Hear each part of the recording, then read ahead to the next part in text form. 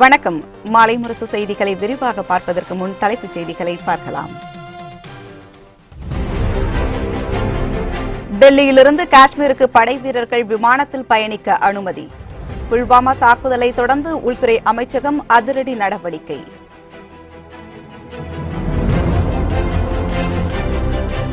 தேர்தல் கூட்டணி தொடர்பாக விஜயகாந்த் நல்ல முடிவெடுப்பார் என திருநாவுக்கரசர் நம்பிக்கை.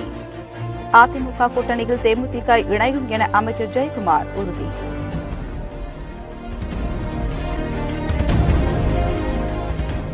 எத்தனை கட்சிகளை இணைத்தாலும் அதிமுக அணி தோல்வியடையும் என பாலகிருஷ்ணன் பேட்டி. மெகா கூட்டணி என்பதை மக்கள்தான் முடிவு செய்வார்கள் என கமல்ஹாசன் விமர்சனம்.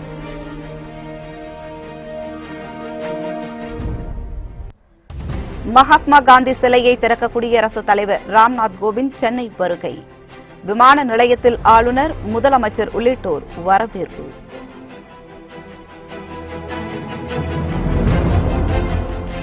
இந்தியாவின் பொருளாதாரம் வலுவான நிலையில் உள்ளது. தென்கொரிய வர்த்தக மாநாட்டில் பிரதமர் நரேந்திர மோடி பேச்சு. இனி விரிவான செய்திகளை பார்க்கலாம்.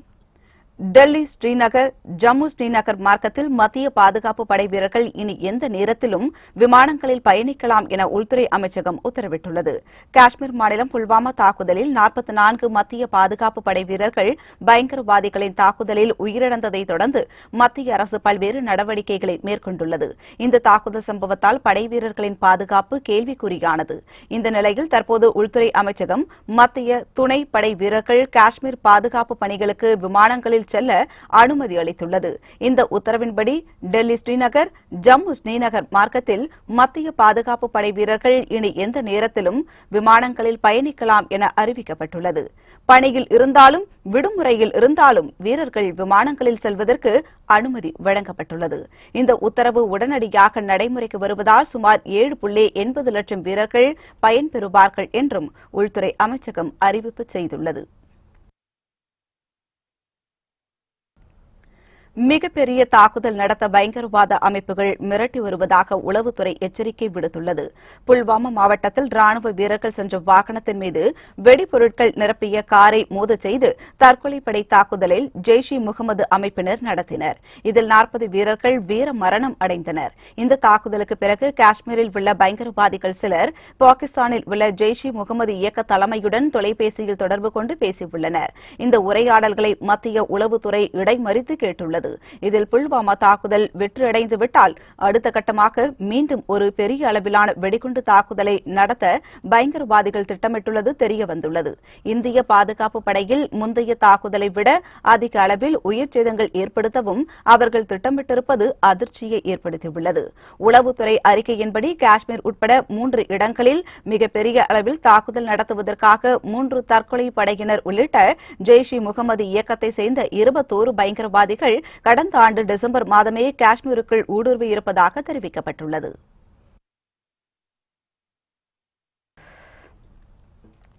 காஷ்மீர் மாநில மாணவர்களுக்கு பாதுகாப்பு கேட்டு உச்சநீதிமன்றத்தில் தாக்கல் செய்யப்பட்டுள்ள பொதுநல மனு நாளை விசாரணைக்கு வருகிறது. ஜம்மு காஷ்மீர் மாநிலம் புல்வாமா மாவட்டத்தில் ஜெய்ஷ் இ முகமது அமைப்பு நடத்திய தாக்குதலில் 40 துணை ராணுவ வீரர்கள் உயிரிழந்தனர். இந்த தாக்குதலை கண்டித்து காஷ்மீர் மட்டுமின்றி நாடு முழுவதும் போராட்டங்கள் நடைபெற்றன. இந்நிலையில் வழக்கறிஞர் கொலின் என்பவர் உச்சநீதிமன்றத்தில் இன்று பொதுநல மனு ஒன்றை தாக்கல் செய்தார். அதில் புல்வாமா தாக்குதலுக்கு பிறகு நாடு முழுவதும் உள்ள காஷ்மீரி மாணவர்கள் தாக்கப்படுவதாக மாணவர்களுக்கு பாதுகாப்பு வழங்க உத்தரவிட வேண்டும் என்றும் கூறியிருந்தார். இந்த மனுவை இன்றைய விசாரணைக்கு எடுத்துக் கொள்ள வேண்டும் என்றும் அவர் முறையிட்டார். ஆனால் உடனடியாக விசாரணை நடத்த நீதிபதிகள் மறுத்துவிட்டனர். நாளை விசாரணைக்கு எடுத்துக் கொள்ளப்படும் என்று நீதிபதிகள் தெரிவித்தனர்.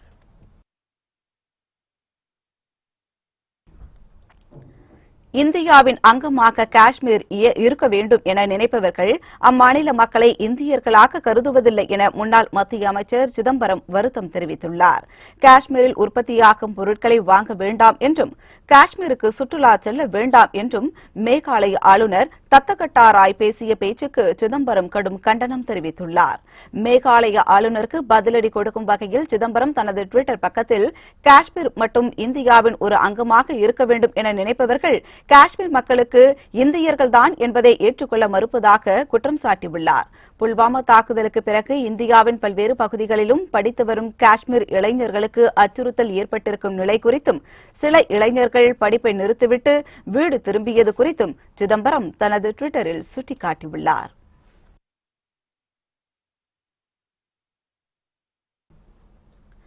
மக்களவைத் தேர்தலில் அதிமுக 25 தொகுதியில் போட்டியிடுவது உறுதியாகிவிட்டதாகவும், வேட்பாளர் பட்டியல் ஜெயலலிதா பிறந்த நாளில் வெளியிட உள்ளதாகவும் தகவல்கள் தெரிவிக்கின்றன.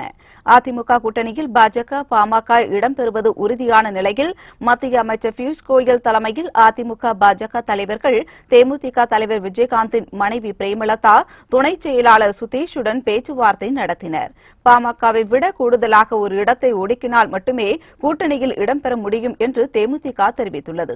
இதனால் அதிமுக கூட்டணியில் தேமுதிக இடம்பெறுவதில் சிக்கல் நீடித்துள்ளது. இந்த நிலையில் சென்னை பசுமை வெடிச்சாலையில் உள்ள முதலமைச்சர் பழனிசாமி இல்லத்தில் தேமுதிகவுடன் கூட்டணி அமைப்பது குறித்து பேச்சுவார்த்தை நடைபெற்றது. முதலமைச்சர் பழனிசாமி தலைமையில் நடைபெற்ற ஆலோசனைக் கூட்டத்தில் அமைச்சர்கள் கலந்து கொண்டனர். இதனிடையே சில கட்சிகளுக்கு தொகுதிகள் ஒதுக்கப்பட இருக்கின்ற நிலையில் மக்களவைத் தேர்தலில் அதிமுக 25 தொகுதியில் போட்டியிடுவது உறுதியாகிவிட்டது. மேலும் வேட்பாளர் பட்டியல் ஜெயலலிதா பிறந்த நாளான வருகிற 24ஆம் தேதி வெளியிட உள்ளதாகவும் தகவல்கள் தெரிவிக்கின்றன.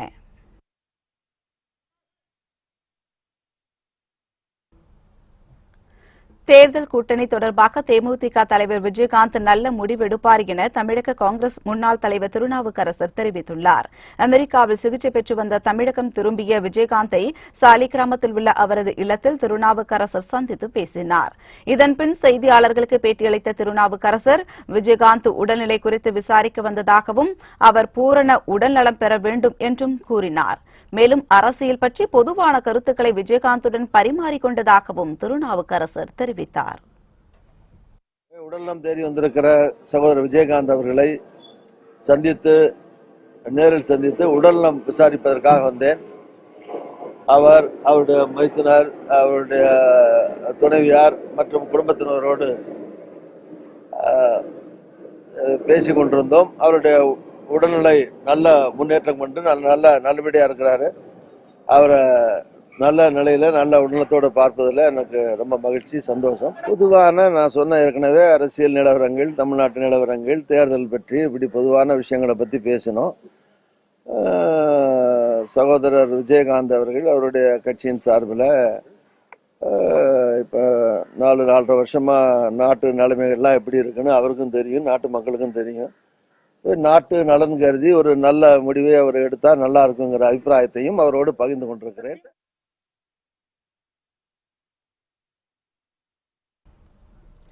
அதிமுக கூட்டணியில் தேமுதிகவும் இணையும் என்று மீன்வளத்துறை அமைச்சர் ஜெயக்குமார் உறுதியளித்துள்ளார்.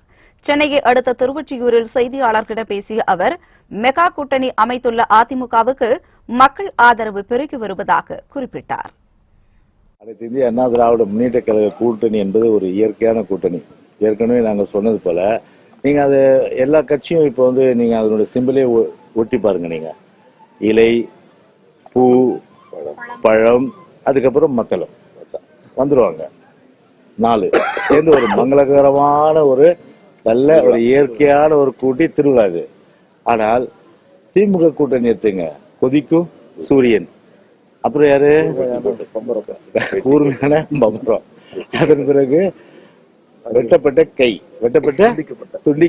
கை, அதுக்கப்புறம் சுத்தி அறிவாள்.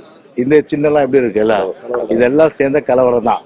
அதனால இந்த நம்முடைய மெகா கூட்டணி பொறுத்தவரை மகத்தான வெற்றி பெறும். மாண்புமிகு புரட்சி தலைவி அம்மா அவர்கள் எப்படி நாடாளுமன்றத்திலே 3வது ஒரு தனி பெரும் கட்சியாக உருவெடுக்க செய்தார்கள் அனைத்து இந்திய அண்ணா திராவிட முன்னேற்ற கழகத்தை, அதே போன்று தனி பெரும் கட்சியாக அனைத்து இந்திய அண்ணா திராவிட முன்னேற்ற கழகம் உருவெடுக்கின்ற வகையிலே 40 நமது நாடு நமது என்கின்ற வகையிலே நிச்சயமான ஒரு மகத்தான வெற்றியை அனைத்து இந்திய அண்ணா திராவிட முன்னேற்ற கழக தலைமையிலான கூட்டணி பெரும். மக்கள் இறுதி எஜமானர்கள், அவர்கள் எங்கள் பக்கம் இருக்கின்றார்கள். எனவே அவர்கள் அந்த வைக்கின்ற ஒரு அடிப்படை ஒரு எந்த விதமான ஒரு உண்மையில்லாத குற்றச்சாட்டுகள்லாம் நிச்சயமாக காற்றில் கரைந்தது போல கரைந்துவிடும். எத்தனை கட்சிகளுடன் கூட்டணி அமைத்தாலும் 40 தொகுதிகளிலும் அதிமுக படுதோல்வி அடையும் என மார்க்சிஸ்ட் கம்யூனிஸ்ட் கட்சியின் மாநில தலைவர் கே பாலகிருஷ்ணன் தெரிவித்துள்ளார். மக்களவைத் தேர்தலை ஒட்டி திமுகவினர் பிற கட்சிகளுடன் கூட்டணி குறித்து பேச்சுவார்த்தை நடத்தி வருகின்றனர். திமுக கூட்டணியில் காங்கிரசுக்கு 10 இடங்கள் ஒதுக்கீடு செய்யப்பட்டன.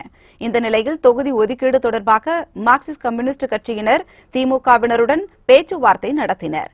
சென்னை அண்ணா அறிவாலயத்தில் திமுக தலைவர் ஸ்டாலின் தலைமையில் நடைபெற்ற பேச்சுவார்த்தையில் மார்க்சிஸ்ட் கம்யூனிஸ்ட் கட்சியின் மாநில செயலாளர் கே பாலகிருஷ்ணன், ஜி ராமகிருஷ்ணன் பங்கேற்றனர். அப்போது கோவை, கன்னியாகுமரி, மதுரை தொகுதிகள் தங்களுக்கு ஒதுக்க வேண்டும் என கேட்டதாக கூறப்படுகிறது. பின்னர் செய்தியாளர்களை சந்தித்த கே பாலகிருஷ்ணன் தொகுதி பங்கீடு குறித்து முதற்கட்ட பேச்சுவார்த்தை திருப்தியாக முடிந்ததாக தெரிவித்தார். மக்களவைத் தேர்தலில் அதிமுக, பாஜக, பாமக கூட்டணி 40 தொகுதிகளிலும் மிகப்பெரிய தோல்வியை சந்திக்கும் என்று கூறிய அவர், அதிமுகவை கடந்த 5 வருடங்களாக தரக்குறைவாக பேசிவிட்டு அவர்களுடன் பாமக கூட்டணி வைத்துள்ளதாகவும் குற்றம் சாட்டினார். நிச்சயமாக நடைபெற இருக்கிற நாடாளுமன்ற தேர்தலில் தமிழ்நாட்டில் ஏற்பட்டிருக்கிற சந்தர்ப்பவாத பணபலத்தை அடிப்படையாக கொண்டிருக்கிற ஊழல்வாதிகளுடைய ஒன்றுபட்ட கூட்டணியாக இருக்கிற பாஜக, அதிமுக, பாமக கூட்டணியை தமிழ்நாட்டில் 40 தொகுதிகளிலேயும் முறியடித்து திமுக தலைமையிலான கூட்டணி 40 தொகுதிகளிலும் வெற்றி பெறும் என்கிற நம்பிக்கையை நாங்கள் இந்த நேரத்தில் தெரிவித்துக் கொள்ள விரும்புகிறோம். மோடியை எடுத்துக்கிட்டு போய் தமிழ்நாட்டில் அதிமுகவோ பாமகவோ போய் மோடிக்கு ஓட்டு போடுங்கன்னு சொல்ல முடியுமா? பாமக 5 வருஷமா மோடியை சகட்டு மேனிக்கு பேசிட்டு, எடப்பாடியை சகட்டு மேனிக்கு பேசிட்டு, ஊழல் குற்றச்சாட்டுகளாம் சொல்லிட்டு இன்னைக்கு எந்த முகத்தோட பாமக அவங்க போய் மக்கள் மத்தியில் மோடிக்கும் எடப்பாடிக்கும் ஓட்டு போடுங்க, எங்களுக்கு ஓட்டு போடுங்கன்னு சொல்லுவாங்க. எந்த ஆட்சி தமிழ்நாட்டில் கூடாது, இந்தியாவில் கூடாதுன்னு சொன்னாங்களோ அதே ஆட்சியில் மத்திய அரசில் இன்னைக்கு அமைக்கணும்னு சொன்னாக்கா மக்கள் இவங்க சொல்ற பக்கம்லாம் சாஞ்சிருவாங்களா? அதனால நிச்சயமா அந்த கூட்டணி என்பது தமிழ்நாட்டில் மிகப்பெரிய தோல்வியை சந்திக்கும் என்பதுதான் எங்களுடைய அழுத்தமான கருத்து. இன்று பிற்பகலில் இந்திய கம்யூனிஸ்ட் கட்சியுடனும் மாலையில் விடுதலை சிறுத்தைகள், இதனைத் தொடர்ந்து மதிமுகவுடன் தொகுதி பங்கீடு குறித்து பேச்சுவார்த்தை நடத்த திமுக திட்டமிட்டுள்ளதாக தகவல்கள் தெரிவிக்கின்றன. தேர்தலில் போட்டியிடுவது குறித்து தேர்வுக்குழு முடிவு செய்யும் என மக்கள் நீதி மய்ய தலைவர் கமல்ஹாசன் தெரிவித்துள்ளார். திருச்சி விமான நிலையத்தில் செய்தியாளர்களை சந்தித்து பேசிய அவர், மெகா கூட்டணி என்பதை மக்கள்தான் கூற வேண்டும் எனவும் கூறினார். என் பெயர் என்ன என்று கேட்டால் நீங்கள் தான் மிஸ்டர் போட்டு சொல்லணும். நானே மிஸ்டர் கமல்ஹாசன் சொல்லிக்கூடாது. அந்த மாதிரி மெகா கூட்டணி என்பதை மக்கள் சொல்ல வேண்டுமே தவிர தாங்களே மெகா கூட்டணி என்று சொல்லிக் கொள்ளக்கூடாது. இல்ல, அதெல்லாம் நான் சொல்றேன், கண்டிப்பா சொல்றேன். அதாவது எங்களுடைய வியூகங்கள், எங்களுடைய செயல் திட்டங்கள் எல்லாத்தையும் முதல்லயே சொல்ல வேண்டிய அவசியம் சொல்லவும் கூடாதுங்க. அதாவது அவங்களுக்கும் ஒரு சில தகுதிகள் வேண்டும். எங்களுக்கு இருக்கிறதா என்பதை சோதித்துக் கொண்டுதான் நாங்களே இதில் இறங்கினோம்.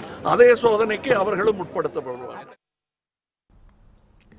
சென்னை வந்துள்ள குடியரசுத் தலைவர் ராம்நாத் கோவிந்தை ஆளுநர் பன்வாரிலால் புரோஹித், முதலமைச்சர் எடப்பாடி பழனிசாமி உள்ளிட்டோர் நேரில் வரவேற்றனர். சென்னை தியாகராய நகரில் உள்ள இந்து பிரச்சார சபையில் மகாத்மா காந்தி சிலையை குடியரசுத் தலைவர் ராம்நாத் கோவிந்த் இன்று திறந்து வைக்கிறார். இதற்காக டெல்லியிலிருந்து தனி விமானம் மூலம் அவர் சென்னை வந்தார். விமான நிலையத்தில் தமிழக ஆளுநர் பன்வாரிலால் புரோஹித், முதலமைச்சர் எடப்பாடி பழனிசாமி, துணை முதலமைச்சர் ஓ பன்னீர்செல்வம் மற்றும் அமைச்சர்கள் ஆகியோர் வரவேற்றனர். இதன்பின் ஆளுநர் மாளிகையில் ஓய்வெடுக்கும் ராம்நாத் கோவிந்த் இன்று மாலை டி நகரில் உள்ள இந்தி பிரச்சார சபாவில் நடைபெறும் நிகழ்ச்சியில் பங்கேற்று மகாத்மா காந்தியின் சிலையை திறந்து வைக்க உள்ளார். இதனையடுத்து தொடர்ந்து ஆளுநர் மாளிகை செல்லும் குடியரசுத் தலைவர் அங்கேயே தங்குகிறார். நாளை காலை ஹெலிகாப்டர் மூலம் ஆந்திர மாநிலம் நெல்லூருக்கு செல்கிறார். அங்கு ஸ்வர்ண பாரதி அறக்கட்டளையின் 18வது ஆண்டு விழாவில் கலந்து கொள்வார். குடியரசுத் தலைவர் வருகையொட்டி சென்னையில் பாதுகாப்பு அதிகரிக்கப்பட்டுள்ளது. இந்தியாவின் பொருளாதாரம் வலுவான நிலையில் இருப்பதாக தென்கொரியா வர்த்தக மாநாட்டில் பிரதமர் மோடி தெரிவித்தார். பிரதமர் மோடி 2 நாள் சுற்றுப்பயணமாக தென்கொரியா சென்றுள்ளார். இதையடுத்து அங்கு நடைபெற்ற வர்த்தக தொழில் கருத்தரங்கில் பங்கேற்று பேசினார். அப்போது இந்தியாவின் பொருளாதாரம் வலுவான நிலையில் இருப்பதாக பிரதமர் மோடி பெருமிதம் தெரிவித்தார்.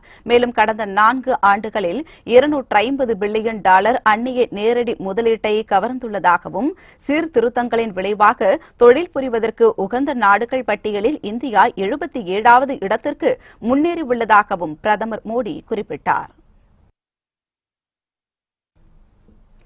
கச்சத்தீவு அருகே மீன்பிடித்துக் கொண்டிருந்த தமிழக மீனவர்கள் 13 பேரை இலங்கை கடற்படையினர் கைது செய்து விசாரணை நடத்தி வருகின்றனர். தமிழக மீனவர்கள் ஒவ்வொரு முறையும் கடலுக்கு செல்லும்போது எல்லை தாண்டி வந்ததாக கூறி அவர்களை சிறைபிடிப்பது, தாக்கி விரட்டியடிப்பது போன்ற செயல்களில் இலங்கை கடற்படையினர் ஈடுபட்டு வருகின்றனர். ராமேஸ்வரம் மற்றும் சுற்று வட்டார பகுதிகளைச் சேர்ந்த 1000க்கும் மேற்பட்ட மீனவர்கள் நேற்று கடலுக்கு புறப்பட்டனர். கச்சத்தீவு அருகே மீனவர்கள் மீன்பிடித்துக் கொண்டிருந்தனர். அப்போது ரோந்து பணியில் ஈடுபட்டு வந்த இலங்கை கடற்படையினர் 3 படகுகளை சிறைபிடித்து மீனவர்கள் 13 பேரை கைது செய்துள்ளனர். கைது செய்யப்பட்ட தமிழக மீனவர்களை காங்கேசன் துறைமுகத்தில் வைத்து விசாரணை நடத்தி வருகின்றனர். இந்த ஆட்சி வந்த பிறகு 200க்கும் மேற்பட்ட படகுகள் சிறைப்பிடிக்கப்பட்டு இன்னைக்கு வரைக்கும் விடுவிக்கப்படாமல் அங்க மண்ணோட மண்ணா மக்கி போச்சு. ஆனா தொடர்ச்சியா படகுகளை சிறைப்பிடிச்சுக்கிட்டே இருக்காங்க. நேற்று ஒரு 3 படகு 13 மீனவர்களை சிறைப்பிடிச்சிருக்கிறாங்க. மத்திய அரசாங்கம் எந்த விதமான கேள்வி கேட்பாடும் இல்லாதனால தொடர்ச்சியா இலங்கை அரசாங்கம் பிடிச்சிட்டு இருக்காங்க. மீனவன் தொழில் இல்லாம கஷ்டப்படக்கூடிய ஒரு சூழல் ஏற்பட்டா ஒட்டுமொத்த மீனவர்களும் பொங்கி எழ வேண்டிய ஒரு நிலைமை ஏற்படும். அரசாங்கத்துக்கு ஒரு எச்சரிக்கை நான் சொல்லிக்கிறேன். 5 மற்றும் 8ஆம் வகுப்பு பொதுத் தேர்வால் பொதுமக்கள் யாரும் அச்சப்பட தேவையில்லை என்று அமைச்சர் செங்கோட்டையன் தெரிவித்துள்ளார். ஈரோடு மாவட்டம் கோபிச்செட்டிப்பாளையம் அருகே அரசு நலத்திட்ட பணிகள் தொடக்க விழா நடைபெற்றது. இந்த விழாவில் பள்ளிக்கல்வித்துறை அமைச்சர் செங்கோட்டையன் கலந்து கொண்டு திட்டப் பணிகளை தொடங்கி வைத்தார். பின்னர் செய்தியாளர்களை சந்தித்து பேசிய அவர், தமிழக அரசு சார்பில் நாள்தோறும் பல்வேறு திட்டப் பணிகள் நடைபெற்று வருவதாகவும் பொதுமக்களின் அடிப்படை வசதிகள் உடனுக்குடன் அரசு செயல்படுத்தி வருவதாகவும் குறிப்பிட்டார்.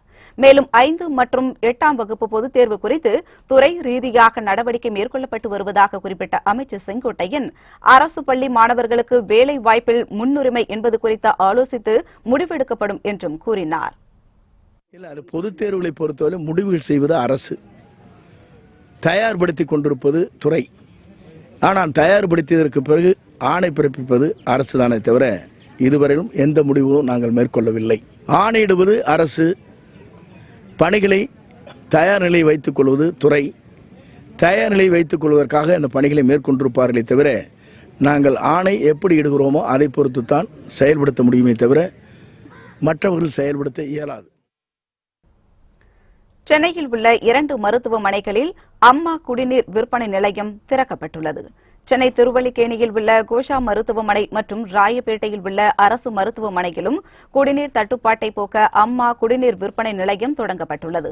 சுகாதாரத்துறை அமைச்சர் சி விஜயபாஸ்கர் மற்றும் போக்குவரத்துத்துறை அமைச்சர் MR விஜயபாஸ்கர் ஆகியோர் அம்மா குடிநீர் விற்பனை நிலையத்தை திறந்து வைத்தனர். பின்னர் செய்தியாளர்களை சந்தித்த சுகாதாரத்துறை அமைச்சர் விஜயபாஸ்கர், கோடை காலத்தில் குடிநீர் தட்டுப்பாட்டை போக்க முதலமைச்சர் பழனிசாமி உத்தரவிட்டுள்ளதாகவும் இதன்படி சென்னையில் 6 மருத்துவமனைகளில் அம்மா குடிநீர் நிலையம் திறக்கப்பட்டுள்ளதாகவும் தெரிவித்தார். பொதுவாக கோடை காலத்தில் உங்களுக்கு தெரியும், கோடை காலத்தில் குடிதண்ணீர் பிரச்சனையை தமிழ்நாடு முழுக்க சமாளிப்பதற்கு மாண்புமிகு முதலமைச்சர் பல்வேறு ஆயத்த மீட்டிங் எல்லாம் நடத்தி, கூட்டங்களை எல்லாம் நடத்தி முதலமைச்சர் தேவையான நடவடிக்கை எடுத்து வருகிறார். ஸோ ஒவ்வொரு மருத்துவக் கல்லூரி மருத்துவமனைக்கும் இண்டிவிஜுவலாக நம்ம ஒரு கம்பைன்ட் வாட்டர் குடிநீர் திட்டத்தில் இணைக்கப்பட்டு கொண்டிருக்கிறது. அதனால் அதையும் தாண்டி குடிநீர் பற்றாக்குறை ஏற்பட்டால் அதை சமாளிப்பதற்கு அந்தந்த கல்லூரி முதல்வர்களுக்கு ஏற்கனவே அறிவுறுத்தப்பட்டிருக்கிறது. ஓன் சோர்ஸு இல்லை தேவையானாலும் வாட்டர் டேங்க் மூலமாக குடிநீர் பிரச்சனை இல்லாத நிலையை நிச்சயமாக குறிப்பாக நோயாளிகளுக்கு மருத்துவமனைக்கு அரசு உறுதிப்படுத்தும். சென்னை கொளத்தூர் சட்டப்பேரவை தொகுதியில் உள்ள பொதுமக்களுக்கு திமுக தலைவர், அந்த தொகுதி சட்டமன்ற உறுப்பினருமான ஸ்டாலின் நலத்திட்ட உதவிகளை வழங்கினார். சென்னை கொளத்தூர் சட்டமன்ற தொகுதியில் வசிக்கும் நலிந்தோருக்கு உதவிகள் வழங்கும் நிகழ்ச்சி மற்றும் மருத்துவ முகாம் நடைபெற்றது. இதில் பங்கேற்ற திமுக தலைவர் ஸ்டாலின் மருத்துவ முகாமில் சிகிச்சை பெற்றவர்களுக்கு மூக்கு கண்ணாடி ஆகியவற்றை வழங்கினார். மேலும் நலிந்தோர் பலருக்கு தள்ளுவண்டி, சலவை பெட்டி, திருமண உதவித்தொகை, மீன்பாடி வண்டி, தையல் எந்திரம் மற்றும் மாணவ மாணவிகளுக்கு ஸ்கூட்டி, கல்வி நலத்திட்ட உதவிகளையும் ஸ்டாலின் வழங்கினார். இதையடுத்து விளையாட்டு மைதானம் மற்றும் பூப்பந்தாட்ட மையத்தையும் ஸ்டாலின் திறந்து வைத்தார்.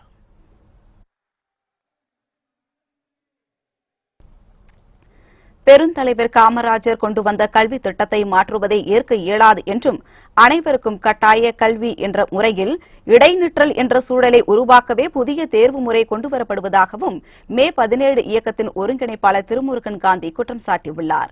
கரூரில் செய்தியாளர்களிடம் பேசிய அவர், அதிமுக தலைமையிலான கூட்டணி தமிழர் நலனுக்கு எதிரான கூட்டணி என்றும் காங்கிரஸ் கட்சியும் தனது நிலைப்பாட்டை வெளிப்படுத்தவில்லை என்றால் பாஜகவை போன்ற கடுமையான எதிர்ப்புக்குள்ளாக நேரிடும் என்றும் கூறியுள்ளார். பாஜக தலைமையிலே ஒரு கூட்டணி உருவாக்கப்பட்டிருக்கிறது. இது மக்கள் விரோத கூட்டணியாக இருக்கிறது. இது யாருக்கு எதிராக இந்த கூட்டணி அமைக்கப்படுகிறது என்றே புரியவில்லை. ஏனென்றால் இவர்கள் ஆளும் கட்சி சேர்ந்தவர்கள். இவர்கள் திட்டங்களுக்கு எதிராகத்தான் தமிழ்நாட்டில் தொடர்ச்சியாக போராட்டங்கள் நடந்து வருகின்றன. இந்த கூட்டணியானது தமிழின விரோத கூட்டணியாக அமைந்திருக்கிறது. அதே தருணத்திலே காங்கிரஸ் கட்சியும் இங்கே தமிழ்நாட்டிலே கூட்டணி அமைந்திருக்கிறது. தமிழினத்தை பாதிக்கக்கூடிய எந்த திட்டங்களிலும் காங்கிரஸ் கட்சி தனது நிலைப்பாட்டை தமிழர்களுக்கு ஆதரவாக இதுவரை எடுக்கவில்லை என்பதை நாங்கள் தெரிவிக்க விரும்புகின்றோம். அமைச்சர் KC வீரமணி, அவரது உதவியாளர் மற்றும் திமுக பொருளாளர் துரைமுருகன் உறவினர் வீடுகளில் வருமான வரித்துறையினர் அதிரடி சோதனை மேற்கொண்டனர். வேலூர் மாவட்டம் ஜோலார்பேட்டையில் உள்ள வணிக வரித்துறை அமைச்சர் KC வீரமணியின் திருமண மண்டபம் மற்றும் அவரது நேர்முக உதவியாளர் சீனிவாசன் வீடு மற்றும் அலுவலகங்களில் வருமான வரித்துறையினர் சோதனை மேற்கொண்டுள்ளனர். இந்த சோதனையில் பல முக்கிய ஆவணங்கள் சிக்கியதாக தகவல்கள் வெளியாகியுள்ளன. இதேபோன்று வேலூர் மாவட்டம் KV குப்பம் பகுதியில் உள்ள சிவக்குமார் என்பவர் வீட்டில் வருமான வரித்துறையினர் சோதனை மேற்கொண்டுள்ளனர். சோதனையில் சில முக்கிய ஆவணங்கள் சிக்கியதாக தகவல்கள் வெளியாகியுள்ளன. இவர் திமுக பொருளாளர் துரைமுருகனின் உறவினர் என்பது குறிப்பிடத்தக்கது. வேலூர் மாவட்டம் புதிய பேருந்து நிலையம் அருகே உள்ள ரியல் எஸ்டேட் உரிமையாளர் ராமமூர்த்தியின் வீடு மற்றும் அலுவலகங்களில் வருமான வரித்துறையினர் சோதனை மேற்கொண்டுள்ளனர். இதில் சில முக்கிய ஆவணங்கள் சிக்கியதாக தகவல்கள் தெரிவிக்கின்றன. இதேபோன்று விழுப்புரம் மாவட்டம் திருக்கோவிலூர் அருகே உள்ள ஷேகர் சூப்பர் மார்ட் என்ற தனியார் கடையில் வருமான வரித்துறையினர் இரண்டாவது நாளாக சோதனை மேற்கொண்டு வருகின்றனர். இதேபோன்று சென்னை அடுத்த கொளத்தூரில் செயல்பட்டு வரும் திருமலை வாசா பால் நிறுவனத்தில் வருமான வரித்துறையினர் சோதனை மேற்கொண்டுள்ளனர். எம்ஜிஆர் நூற்றாண்டு நினைவு வளைவு கட்ட தடை விதிக்க கோரிய மனுவை சென்னை உயர்நீதிமன்றம் தள்ளுபடி செய்துள்ளது. இது தொடர்பாக தாக்கல் செய்யப்பட்ட மனுவில் சென்னை காமராஜர் சாலையில் மேம்பாட்டு பணிகளை தவிர்த்து வேறு எந்த கட்டுமானமும் கூடாது என ஏற்கனவே உச்சநீதிமன்றம் உத்தரவிட்டுள்ளதாக சுட்டிக்காட்டப்பட்டிருந்தது. இந்த வழக்கு கடந்த 7ஆம் தேதி விசாரணைக்கு வந்தபோது எம்ஜிஆர் வளைவு கட்டப்பட்டுள்ள காமராஜர் சாலை மாநகராட்சி கட்டுப்பாட்டில் இருப்பதாகவும் அங்கு கட்டுமானங்கள் மேற்கொள்ள அரசுக்கு அதிகாரம் உள்ளதாகவும் அரசு தரப்பில் தெரிவிக்கப்பட்டது. அனைத்து தரப்பு வாதங்களும் நிறைவடைந்ததை அடுத்து வழக்கின் தீர்ப்பை தேதி குறிப்பிடாமல் நீதிபதிகள் தள்ளி வைத்தனர். இந்த வழக்கில் இன்று தீர்ப்பளித்த உயர்நீதிமன்ற நீதிபதிகள் மனுவை தள்ளுபடி செய்தனர். திருச்சி விமான நிலையத்தில் பயணிகளிடமிருந்து 7 லட்சம் ரூபாய் மதிப்பிலான 200 கிராம் தங்கத்தை அதிகாரிகள் பறிமுதல் செய்தனர். சிங்கப்பூரில் இருந்து திருச்சி வந்த விமானத்தில் வந்த பயணிகளை மத்திய வான் நுண்ணறிவு பிரிவு அதிகாரிகள் சோதனை செய்தனர். இதில் தஞ்சையை சேர்ந்த சாந்தி என்ற பயணியை சோதனை செய்தபோது அவர் உடலில் மறைத்து எடுத்து வந்த 100 கிராம் தங்கத்தை அதிகாரிகள் பறிமுதல் செய்தனர். இதன் மதிப்பு இந்திய ரூபாயில் 3,49,000 என தெரிய வந்துள்ளது. இதேபோன்று மலேசியாவிலிருந்து திருச்சி வந்த விமானத்தில் திருச்சியை சேர்ந்த கவிதா என்ற பயணி உடலில் மறைத்து எடுத்து வந்த 99 கிராம் தங்கத்தை அதிகாரிகள் பறிமுதல் செய்தனர். இதன் மதிப்பு 3,38,000 என தெரிய வந்துள்ளது. தர்பூசணி பழத்தை சாப்பிட்ட 3 குழந்தைகள் ஆபத்தான நிலையில் மருத்துவமனையில் அனுமதிக்கப்பட்டுள்ள சம்பவம் அதிர்ச்சியை ஏற்படுத்தியுள்ளது. காஞ்சிபுரம் மாவட்டம் மதுராந்தகம் அருகே நெற்குன்றம் வயலூர் கிராமத்தில் வள்ளி, ஐஸ்வர்யா, தஷ்வந்த் ஆகிய 3 குழந்தைகள் வயல்வெளியில் இருந்த தர்பூசணி பழத்தை சாப்பிட்டுள்ளனர். அதனைத் தொடர்ந்து வாந்தி மயக்கம் ஏற்பட்டதை அடுத்து உடனடியாக செங்கல்பட்டு அரசு மருத்துவமனையில் ஆபத்தான நிலையில் அனுமதிக்கப்பட்டனர். போலீசார் விசாரணை நடத்தியதில் கொக்கு பிடிப்பதற்காக தர்பூசணி பழத்தில் பூச்சி மருந்து கலந்திருப்பது கண்டுபிடிக்கப்பட்டது. இதுகுறித்து போலீசார் வழக்கு பதிவு செய்து மர்ம நபர்களை தேடி வருகின்றனர்.